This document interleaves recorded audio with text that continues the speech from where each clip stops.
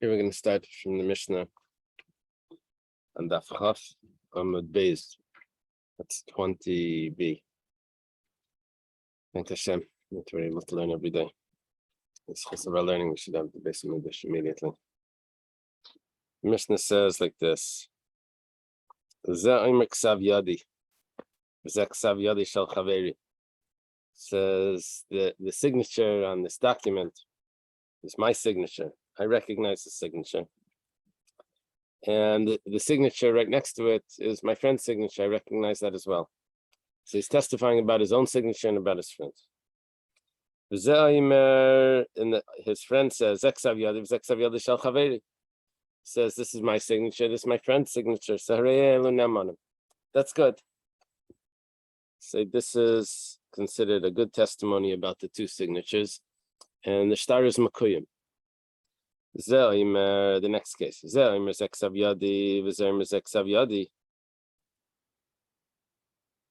one says, this is my signature. His friend says, this is my signature. But they only have one witness about each signature, themselves. But they're believed about their own signature to say that it's theirs. So the first opinion here is, you have to get one more person to come from the marketplace that will recognize both signatures.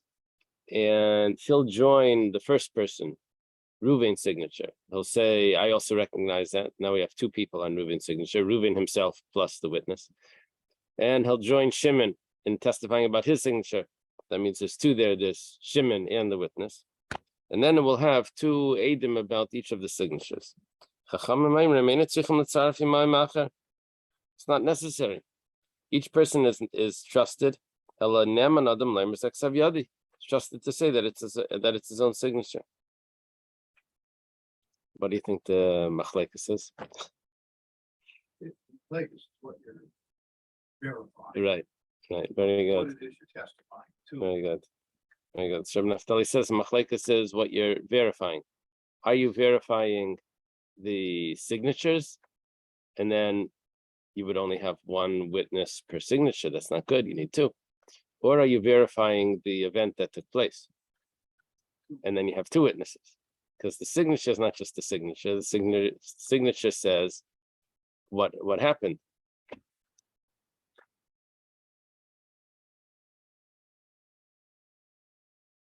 If I would have two other witnesses, one testifying about this signature and one testifying about the other signature, that for sure would not be good. It's only because Zek Ksav Yadi, I was there, I signed this document. I signed this document. The other person says, I signed this document. They're testifying about the contents. Right? That's it. That has to be the pshat. Yeah. Okay. Timtzi Laimar. What does Timtzi mean? If you're able to say, I guess it means like when you're able to say, like when everything boils down. The Divrei Rebbe, according to Rebbe, what comes out is Al Ksav Yadan Himiden, the testifying regarding the signatures. And that's why you need two witnesses per signature. However, Divrei Chachamim, according to the Chachamim, it's Al Manasha B'Shtar Himidim. That's the way the Gemara words it. It's on the Manasha B'Shtar. It's on the $100 that's in the document of that Shimon owes Reuven $100. So therefore, if I have one witness testifying that it's his signature and another witness testifying that it's his signature, that's good enough. Two witnesses about the $100 that he owes. Yeah. See Rashi. We saw the loan. That's what they're testifying, that we saw the loan. When they say that this is their signature, what they really mean to say is that we were there at this event. We saw the transaction. Okay. The Gemara says Pshita.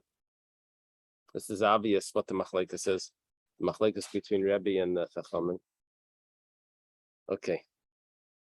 The Gemara gives us a complicated answer to what the Pshita. You got to follow this. What the Gemara does here. Gemara says, Ma'u the Tema. What I could have said was like this. The Rebbe Sfukim Esafkale. I know what Rebbe says, that you need another witness to join because I need 2 witnesses per signature. However, why does Rebbe say that? Is Rebbe definite about his opinion that the witnesses are testifying on the signatures themselves, just like that dry, that external sort of testimony that yes, I signed it. What it says in it is not my business. I'm just saying that I signed it. Or or maybe Rebbe is not 100% sure about this. So therefore, in order to pacify that issue, that doubt that Rebbe has, so Rebbe says you need another you need another witness there. Okay, what's the difference? Rebbe says you need another witness, so that's the same thing. Whether he's sure about it or he's not sure about it, the same thing is going to happen. And Nafkamina, what's the difference? If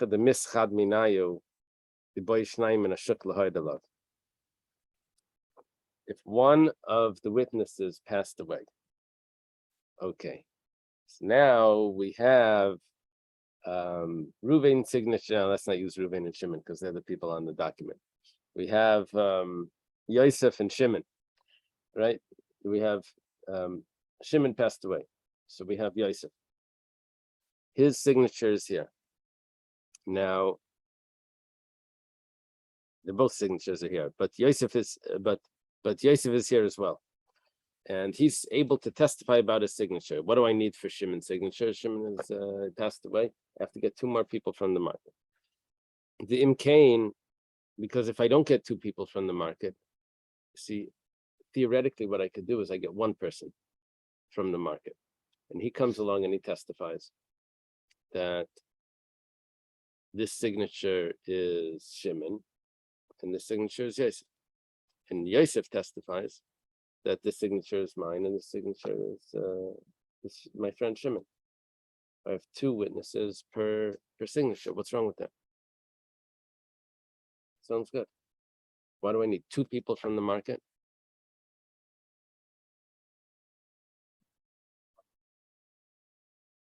No, so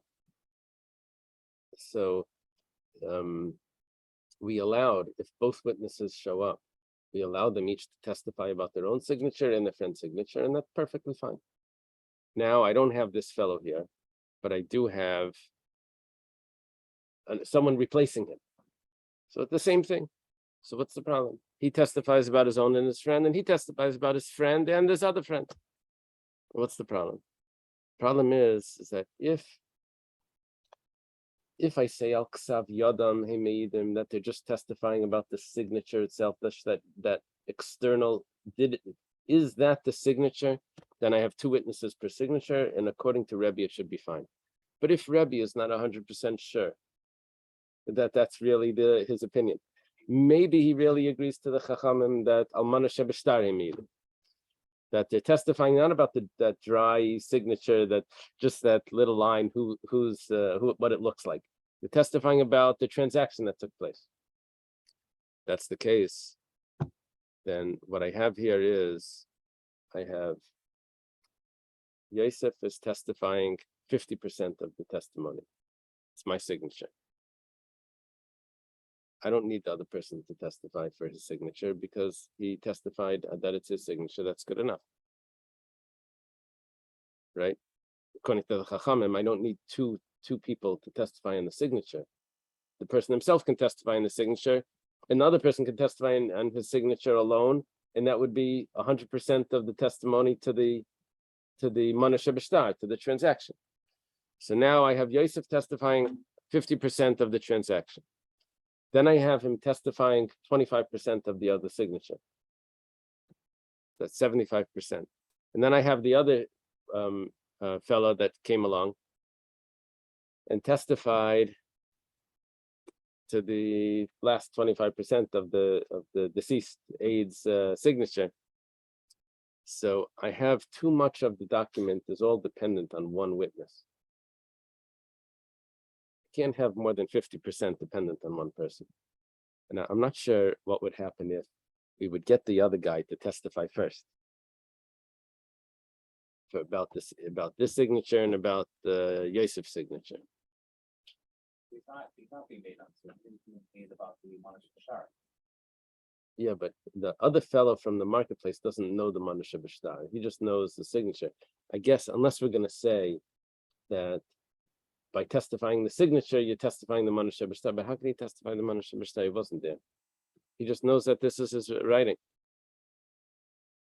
I guess you look at what it ends up meaning.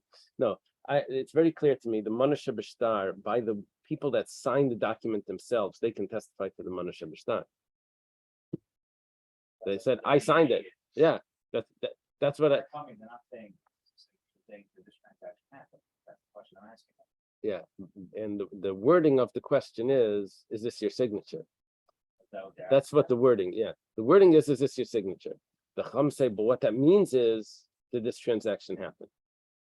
Now, if you're asking the witness himself that signed it, is this your signature? Then that question could mean that. But if you're asking someone else, then it doesn't mean the Manusha B'Shtar. It's just the dry signature, just an external. Okay, Kanapik. Let's read the words inside. You need two people from the market. Dim Kane, because if you don't have that, Kanapik Naki Riva de Mamaina, you're going to extract -1/4 of the money, Apuma Dechad Sada, on the mouth of one witness. That means 3/4. 3/4, and that's too much. So therefore, what are we going to need to do? So therefore, Rebbe holds that there's two chumras going on here. One chumra is if the witnesses are both in front of us. They can't just testify about their own signature. They have to testify about the other signature. Why? Because they're testifying about signatures, or maybe they're testifying about the Manusha B'Shtar. And if one of them passed away, then instead of getting one person from the marketplace, I need two people from the marketplace, or else there's too much dependence on that one aid. So Kamash Malan is coming to tell us, who's saying this? The Gemara. That the Rebbe Mifshat Pshitale, Rebbe doesn't have a doubt about if it's Al Chsimas Yadan or if it's on Manusha B'Shtar. And it's obvious to him that it's Al Chsimas Yadan, and Bein L'Kula, Bein L'Chumra, whether for stringency or whether for leniency. What is the leniency? That I only need one person from the marketplace if he passed away. Dam Rav Yudah Rav Yudah says the name of Rav, Shnai Machsum Malashtar, Meisachim Shichem Shnai Min Ashuk Lahad Alok.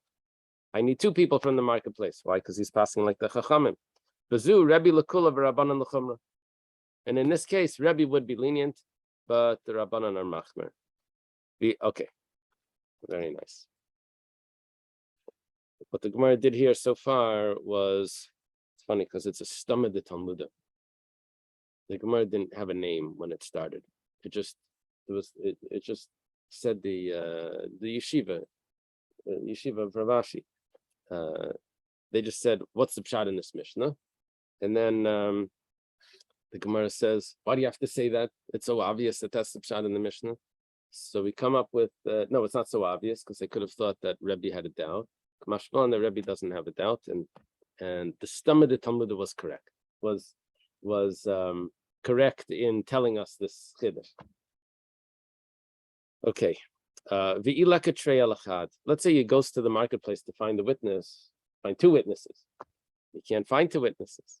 You only find one witness. And what should he do? Very practical question. Amar Abaya says, Lichtav Chsimas Yadei Achaspa, V'shadlu L'Beidina.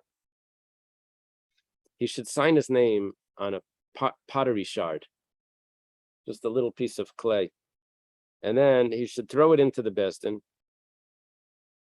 They'll see it. Umaskule Beidina. I guess he skipped the next puzzling. One of the ways of verifying a signature is if you have a document, another document that you can compare it to. So the fellow that's still here, Yosef, his signature is on the document, and we want to get we want to get it verified. So he signs on a a piece of pottery. The Beis Din compares the pottery to the document, and they say, "Oh, it's the same signature." Can't show up based in decide for them. He can show up in Beis Din, but we don't want him to give 50% of the testimony. So we have to get that 50% verified without him. And then, we don't want 75% on his testimony. This is a workaround. So we get 50% verified without him by signing on a pottery shard. Vazal iu v'hai. And then Yosef, together with this other fellow that they just found from the market that happens to recognize Shimon's signature, and they testify about Shimon's signature. Okay, and that's how we don't have 75% dependent on Yosef, the witness. Yeah, particularly, yeah, exact case like this yesterday. That compare a signature to something else that we produced. Yeah.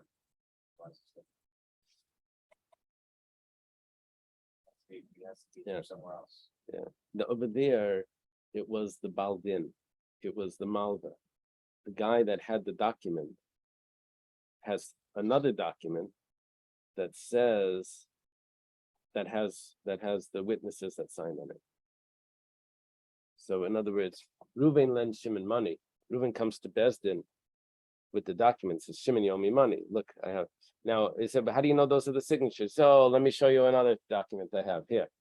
And he produces. So that's the Baldin can't produce both documents. Okay, the aide can produce a document. He has no invested, money here. He produces that document, and the Beis Din looks at that. Yeah, vested. Lying is vested. Yeah, but we don't have to assume that there's there's no reason for us to assume that unless we would see some sort of gain in it. Well, we're asking for anything. That's great. We're assuming that what? We're assuming that Reuven is the liar. He wants money. That's our assumption.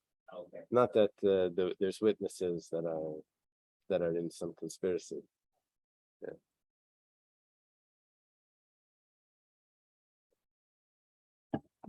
Right. Okay.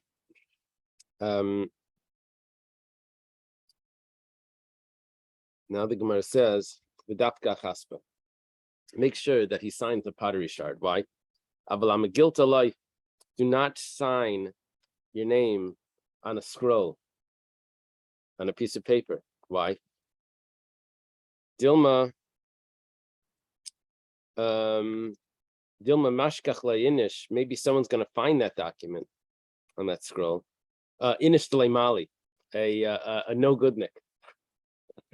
Leimali, unscrupulous person. Because of ilave my debayan, he'll write on it whatever he wants. Why? Because he'll find a little area above the signature that has a little bit of space there. What he'll say is like this. What does it say on that signature? It says Yosef. It says the name Yosef. Yosef ben whatever. Anyway, so Yosef ben Yaakov. So Blank check, fill whatever you want. so the other guy is going to write on it. He's going to say, I owe so and so money. Yosef. Now, a document that's signed by the person himself, an IOU, is valid. So, good morning. So, so that's a problem. Even though there's just one signature on it, but it's because it's from the person himself that becomes a problem. Yeah. I think it doesn't mean that it's actually the difference here is the shard, or I think the point is that it's really small. Yeah, and maybe the point is that it wasn't the custom to write documents on shards. Yeah. We're on 21A. Okay. Utanan, if he takes out a document that says that the person owes money, so then you can use that document to collect. Now you can't use that document to collect from nechasim mishubadim. That means property that's been sold already, as in it, like to create a lien on that you can't do because there's only one person that's signing that. That could be a conspiracy. But from the person himself, you can just collect from his money, right? Because it doesn't involve another party. So yeah, it's like a milva al peh. Yeah, well, at least regarding that, it's a milva al peh. Can you say parati? No. Regarding Gaifim and Chasim Mishabadim, it's a milva al peh, but parati would sounds like a problem. You can't say I paid it back, because why do you have that document? That's what it sounds like, yeah.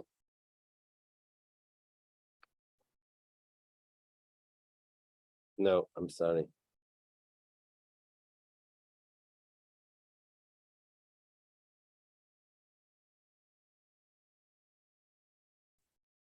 Taisus says no. Taisus says yes. there's two opinions in Taisus about parati. All right, you see that Taisus? He says the second part is ve'iner Rabbeinu Yitzchak minayin loy zeh hachilak ki savar de bechol ki svara de bechol shtar eina ragel lefrayat shiachs leishtari. Yeah, but the first opinion says that he would be neman with parati because it's not a real document. It doesn't have two witnesses. Okay, so now it says Amar Rab Yehuda, Amar Shmuel Halacha K'divrei Chachamim. Shmuel, Rab Yehuda says the name of Shmuel that Rab Yehuda is a student of Rav. He's a student of Shmuel. He says the halacha is like the sages.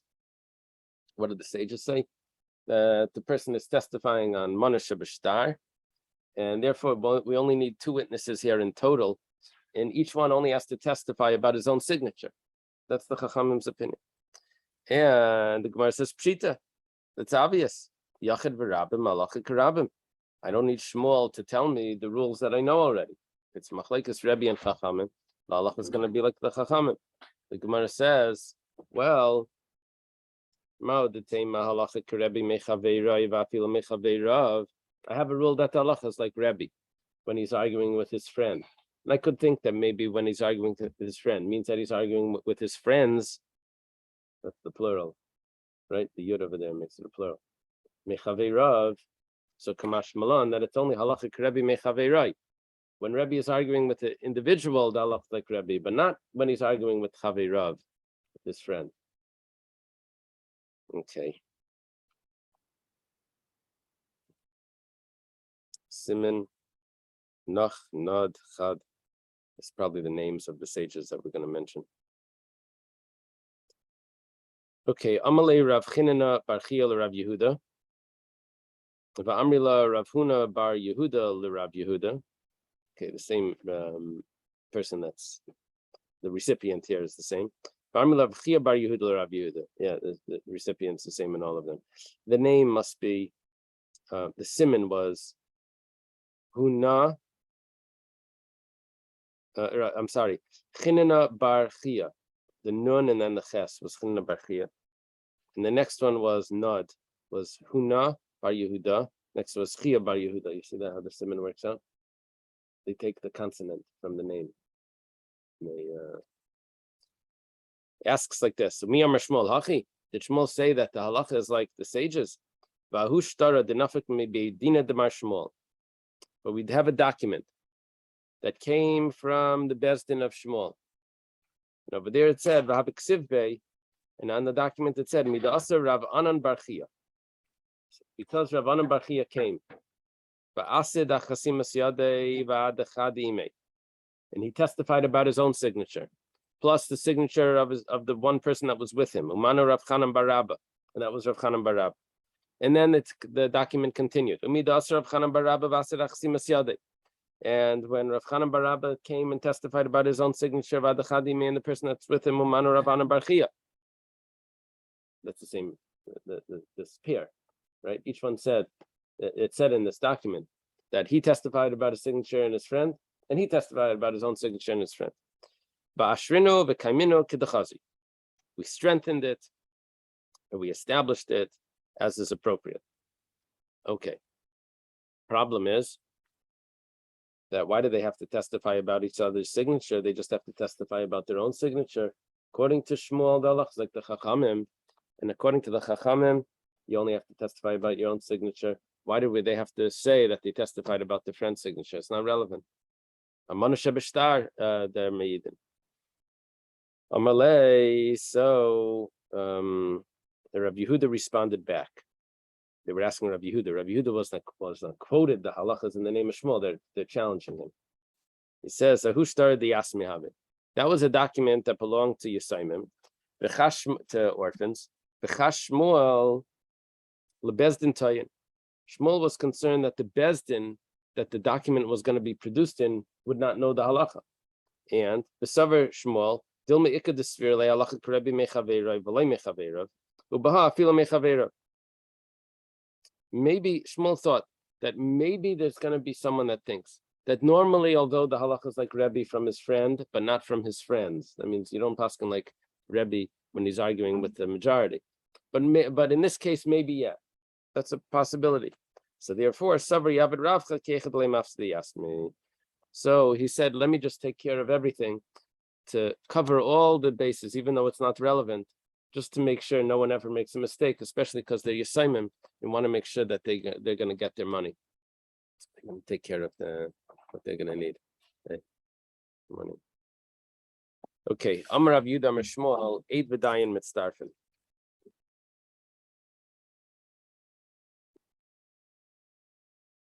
You got to see how Rashi explains this. What happened was we have a document that on the bottom of the document it's notarized. It says there's what's called a henpick. A henpick is on the bottom of the document. It says that 3 people in the sitting of 3 people, we verified the signatures of these 2 witnesses, and then you have the 3 signatures on the bottom of the dayanim, which means that this document has been verified. Well, the Malva takes out the document. Reuven takes out the document on Shimon. Shimon says, the document says Shimon owes Reuven $100. Shimon says it's total forgery. The document is forgery. I mean, it's a certified document, but it's a forgery. Everything is forged. The certification, everything, the whole thing. So, one witness from the document shows up, and he says, "I signed it." Okay, that was Yosef. He shows up. He signed it. Then they get one of the dayanim to show up that signed on the hempik, that he verified it. And he shows up and he testifies that no, I actually verified this document. So who's saying this? Rav Yehuda says, name of Shmuel, 8 V'dayim Mitzdarfen. That's considered 2 witnesses on this document. So Amar Rami Bar Chama Kama Malya Haishmaita. Wow, Rami Bar Chama says this is such a good halacha. Look at what it's telling us. So nice. So Amar Rava, my Mal Yusa, what's so good about this? What's my the Kamasid Sada like Kamasid Dayana? My the Kamasid Dayana like Kamasid Sada. Rava says it's not a good halacha. The witness is testifying to the Manasha B'shtar. The Dayan is testifying to a signature. They don't match. Ela Kiyasu Rami Bar Yecheskel. When Rami Bar Yecheskel came, Omar, he says, he says, don't listen to my brother Rav Yehuda. He says things in the name of Shmuel. He puts things, he makes these rules. He says, and don't, we had this before once, I don't remember where. Don't listen to my brother. Oh no, that was a different thing. That was when someone said, don't listen to, it was Reb Daisa or something. Don't listen to my brother. He's a student of Shammai or something like that. But no, we had this also. We had it in, I see the Rebbe Kiva Are they is really bringing. brothers, or did they just say, hey, No, you're my brother? Rabbi Yehuda's name was Rabbi Yehuda Bar Yecheskel. Ah. So that's why I'm assuming it's his brother. So actually, biologically, figuratively. So we're not on base now. Ikla Rav Noi, Achva de Rav Chia Baraba, Lemizban Shumshimi. Rav Noi came, I don't know what Lemizban means, to buy or to sell. What is it? What is it? Sell. To sell sesames. He's selling sesames. The Mizbane, is that the word? What do you have? The mizabin, Mizbane. the misbin, Mizban. the misban. Yeah. Okay. V'amar hachi amar Shmuel, and Shmuel said, "Eid v'dayim mitzdarfen," that it actually is good. You can join the two together. Now, we just said that it's not we said Rami Bar Chama was very happy with this statement, but Rava was not. No, Rav and Rami Bar Chama were both students of Rav Chisda. So Amar Ameimar says, "Kama malya hayshmaita." Oh, what an amazing statement! I've heard that before, right? Same comment on it. Amalei Ravashi la Ameimar. Ravashi says to Ameimar. Ravashi and Ameimar, and I think Zutra. Those three were like this team. There's a lot of stories in the Gemara. They showed up at different places, and this. Anyway, Ravashi and Ameimar are. It says over here that Rav Noi came to the place where Ameimar and Ravashi were. Oh, right. Oh, so that's where it was. Okay. Yeah. Right. Yeah. Have to get the professor to tell us where it is. Where does it say on the chart where Ameimar and Ravashi lived? It must have been Masamachsia, the city that was near Surah. He came over there. So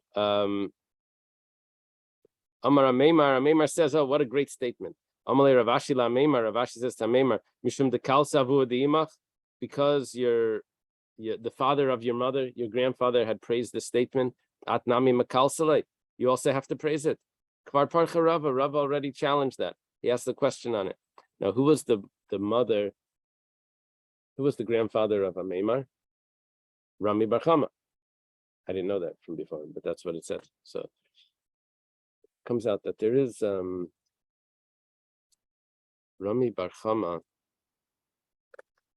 Rami Bar Chama is the daughter, is the son-in-law of Rav Chisda, and it means that all the way down to Ameimar, the family of Rav, because I think Rav's granddaughter was married to Rav Chisda, and then Rav Chisda's his great grandson through Rami Bar Chama would be Ameimar. So we really have all the generations all going through one family of Rav. It doesn't mean that they were the heads of the yeshiva. It means that they were, apparently in the Talmudic times they did not have nepotism. Most of the heads of the yeshiva were not related. They were not. All the better. Yeah, the reason the explanation for that is there was no paid job in the Talmud to be the head of the yeshiva. There was no. It was a scholar, so they didn't put in the family to secure positions. Okay, that explains a lot of things. Okay, Amar Rav Safra. Rav Safra says, Amar Rabbi Abba, Amar Rabbi Yitzchak Bar Shmuel Bar Marta, Amar Rav Huna. Wow. Barmila, Amar Rav Huna, Amar Rav. Rav Safra says the name of Rav Abba, says the name of Rabbi Yitzchak Bar Shmuel Bar Marta, says the name of Rav Huna. And Rav Huna was a student of Rav. Some say that Rav Huna said this in the name of Rav. There's three people that are sitting to certify a document. Three judges. So Shnayim Makirim Chsimas Edim. Two of the judges are familiar with the witnesses. Okay, that's good. But one of the judges does not recognize the signature. So before the two sign, they have to me'idim b'fanav, they have to testify before the other person, and then they can sign. In other words, they have to say to the other person, they're sitting there, they have to tell them that they probably stand up because it's testimony, you stand for testimony. We testify that we recognize those two signatures. and then the third person can sign it because he heard testimony about that. So Misha Chasmo, but after they signed already, Ein Meid Mefanav B'Chaisim. They cannot testify in front of him and then he'll sign. It doesn't work like that. Why? Because one of the things that they write in the document is that we were sitting with three people, and we know that these are the signatures, and then they sign. The problem is that the three people signing, two of them signed without the third person knowing that it was. So there's something false in that statement.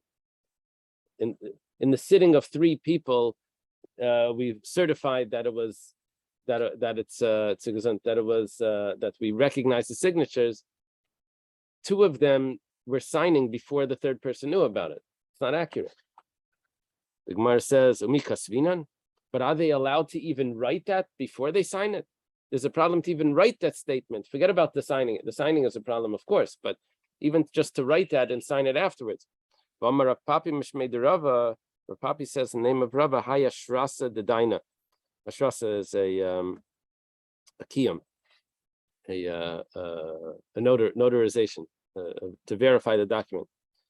The nichtav mikame the nechvu sade achsimas yedayu psula the meschazi kishikra.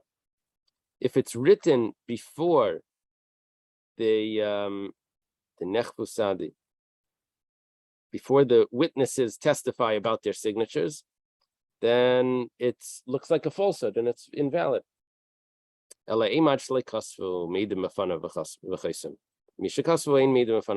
we adjust the statement, not before they sign, but before they write it, they have to testify about the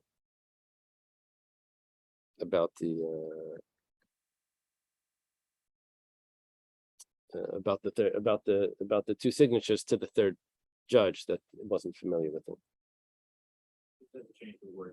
Yeah, you just change that word to actually chasmo. You're saying that like kasva. Okay, we would do this all the time in the best, and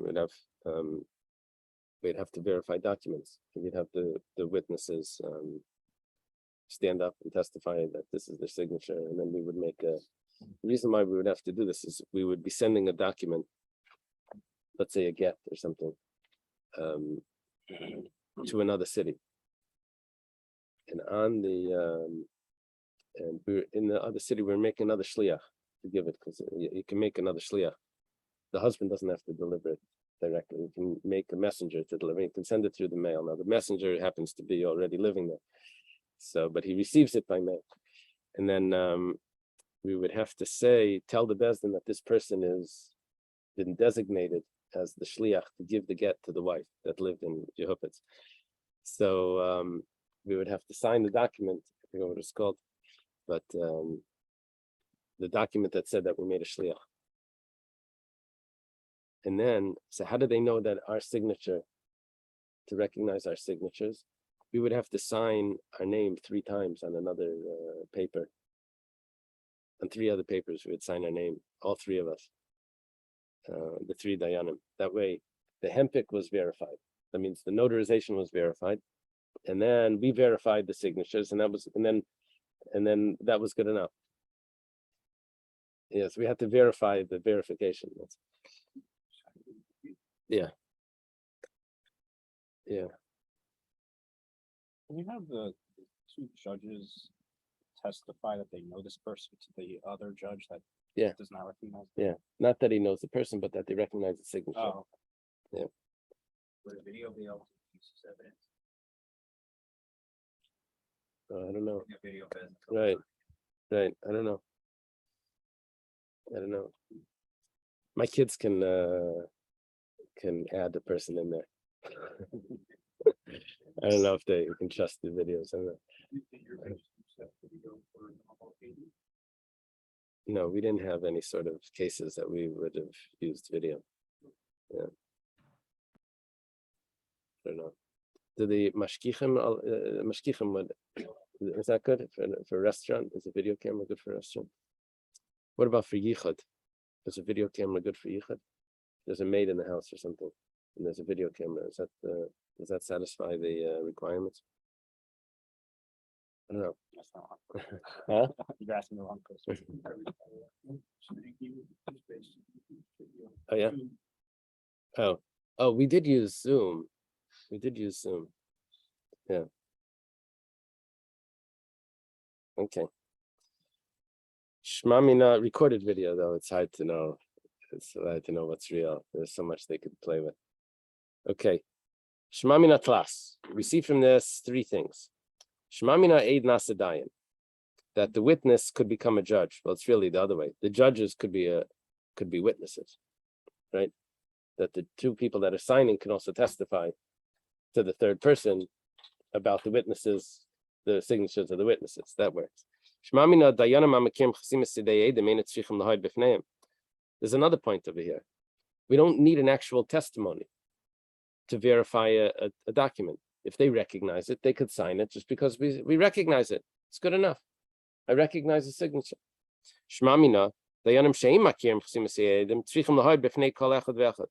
That if the dayan doesn't know the signature, we need a full testimony in front of that dayan, or each one of them, about the signature. They can't just join in.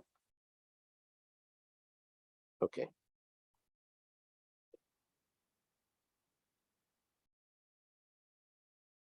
Yeah. In other words, if two of the dayanim know, they can't just get the third person just to sign. Say, we know, don't worry about it, we know. They have to actually, there has to be a testimony in front of all three of the dayanim. Okay. Maskefla Ravashi. Rashi has a question.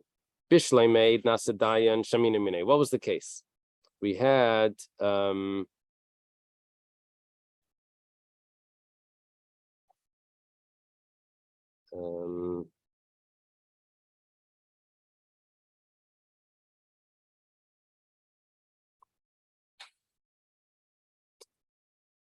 we had this din that we had two of the dayanim knew that recognized signatures and the third person didn't. We said those two have to testify to the third person.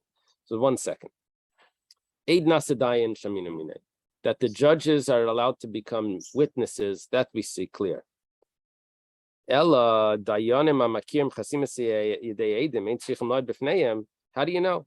How do you know that the judges that recognize the signatures do not require a testimony? Maybe really they do require. Maybe that one testimony that they gave to the third party satisfies the requirement of having a testimony about the witnesses. See, in this case, there was a testimony. These two judges actually stood up and testified to the third person. So we're getting three rules out of this, three halachas, but only one of them is compelling. Because the next one, maybe there was considered hagadas eidus. There was a telling over of a testimony to the third judge, and the third halacha.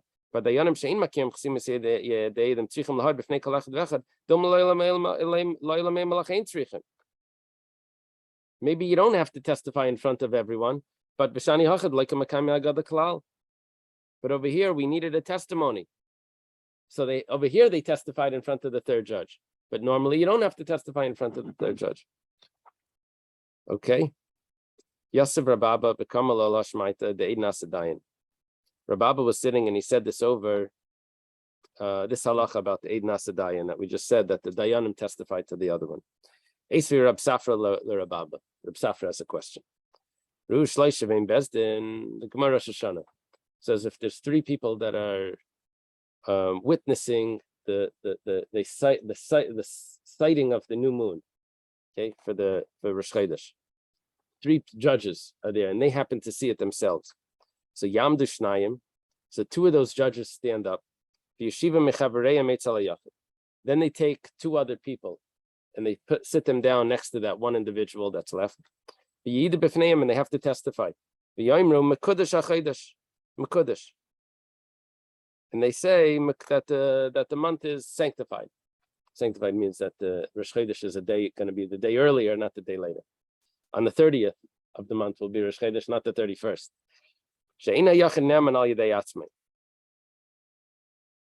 Because you can't have what the Mishnah says that he can't paskin on his own. You need to have three people there. That's why they needed to take the two other fellas to sit them down while two of the judges stood up to testify.